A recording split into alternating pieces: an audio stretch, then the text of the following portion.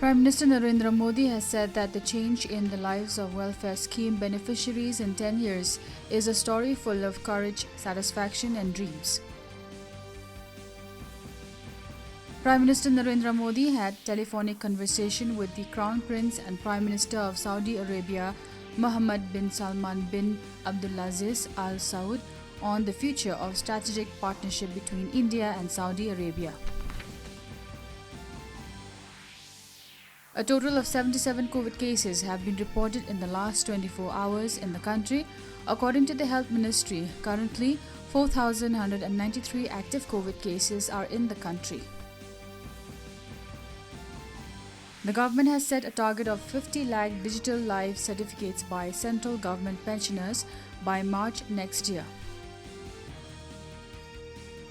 In men's cricket, India was 210 for 8 wickets in their first innings against South Africa in the first test of the two-match series of Freedom Trophy in Centurion a short while ago. India resumed their first innings at the overnight score of 208 for 8 this afternoon.